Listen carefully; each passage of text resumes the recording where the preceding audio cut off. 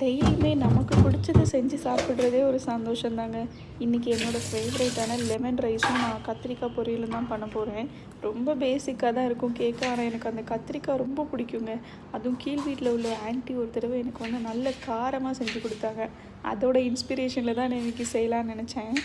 So கத்திரிக்காய் வந்து நான் நீளமாக கட் பண்ணிக்கிட்டேன். இந்த கத்திரிக்காவே என் ஹஸ்பண்டுக்கு சுத்தமாக பிடிக்காதுங்க. அதனால் எனக்கு மட்டும் செய்கிற அன்றைக்கி தான் இதெல்லாம் செய்ய முடியும். அந்த ஆன்ட்டி செஞ்சது நல்லா ஆயிலியாக காரமாக இருந்தனால நானும் சரி நிறைய ஆயில் ஊற்றினா நல்லா வரும்னு நினச்சி ரொம்ப நிறைய ஊற்றிட்டேன். நல்ல ஒரு பாட்டு போட்டுகிட்டே குக் பண்ணால் அவ்வளோ ஜாலியாக இருக்குங்க. சின்ன வயசில் நானும் நிறைய குக் பண்ணியிருக்கேன். இப்போ இந்த பசங்களை வச்சுட்டு ஒரு 2 நிமிஷம் நமக்காக ஏதோ செய்கிறதே பெரிய லக்ஷரி மாதிரி இருக்குது. நானும் இந்த மாதிரி குக்கிங் வீடியோஸ்க்கு வந்து பாட்டு போடுறதா இல்லை நம்ம வாய்ஸ் ஓவரே கொடுக்கலாமான்னு ரொம்ப குழப்பத்தில் இருக்கேன். எது பெட்டராக இருக்குன்னு கொஞ்சம் சஜஸ்ட் பண்ணுங்கள். அதே மாதிரி இந்த கத்திரிக்காய்க்கு சால்ட்டு போடுறதுங்கிறது பெரிய விஷயந்தாங்க. ஒரு நாள் ரொம்ப கம்மியாக போட்டுருவேன், ஒரு நாள் ரொம்ப கூட போட்டுருவேன். சரி எப்படியோ ஸ்பைஸியாக எல்லாம் போட்டு ஒரு வழியாக செஞ்சுட்டேன். ஓரளவுக்கு அந்த ஆன்ட்டி செஞ்ச மாதிரி இருந்தது. பர்ஃபெக்டாக அவங்கள மாதிரி இல்லை. ஆனால் பார்க்கவே செம ஆயிலியாக டெம்ப்டிங்காக இருந்தது. சரி லெமன் ரைஸ்க்கு தானே ஒரு ஆளுக்கு எண்ணெய் போட்டு வடித்து சோறு பொங்குறதுன்ட்டு நான் குக்கர்லேயே வச்சுட்டேன். அதே மாதிரி இந்த வெரைட்டி ரைஸஸ்க்கு இந்த குக்கரில் வச்சா எனக்கு ரொம்ப பிடிக்கும். அதுவும் இந்த பசங்களெல்லாம் தூங்க வச்சுட்டு இந்த குக்கர் விசிலை வர விடாமல் நம்ம படுற பாடு இருக்கே.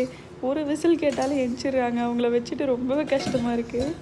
இங்கே குக்கர் அப்படியே எல்லாத்தையும் ஊற்றி நல்லா மூடி வச்சு விசில் போட்டுட்டு அப்படியே பார்த்தா வாஷிங் மிஷினில் க்ளோத்ஸ்லாம் வாஷ் பண்ணியாச்சு. அதையும் அப்படி காய போட்டுட்டு அந்த குக்கரில் ரைஸ் வேகும் போதே சைட் பை சைடாக லெமன் ரைஸ்க்கான ப்ரொசீஜர்ஸ் ஆரம்பிச்சிட்டேன். லெமன் ரைஸ்க்கு ரொம்ப பேசிக்கான ஒரு கருவேப்பிலையே என்கிட்ட காலி ஆகிடுச்சு. சரி நமக்கு தானே அப்படின்னு நானும் செய்ய ஆரம்பிச்சிட்டேன். அதே மாதிரி இந்த ஆயிலுக்கெல்லாம் அந்த கிளாஸ் டிஸ்பென்சர்ஸ் வாங்குறது எனக்கு ரொம்ப பிடிக்கும். யாருக்கெல்லாம் பிடிக்கும்னு கமெண்ட் பண்ணுங்கள். ரொம்ப பேசிக்கான ஒரு தாளிசம் பண்ணி லெமன் ஜூஸ் ஊற்றி சிம்பிளாக ஒரு லெமன் ரைஸ் பண்ணியாச்சு. குக்கரில் ரைஸுமே ரொம்ப அழகாக வந்துருந்துச்சு. உதிரியாக பர்ஃபெக்டாக இருந்தது இன்றைக்கி. அதே மாதிரி இந்த லெமன் ரைஸில் ரொம்பவும் புளிப்பு இல்லாமல் அதுக்குன்னு புளிப்பே இல்லாமல் அந்த பர்ஃபெக்டாக ஒரு லெமன் ரைஸ் இருக்கும் தெரியுமா, அதை வச்சு ஒரு பொட்டேட்டோவோ கத்திரிக்காவோ வச்சு சாப்பிடும்போது அப்படி இருக்குங்க.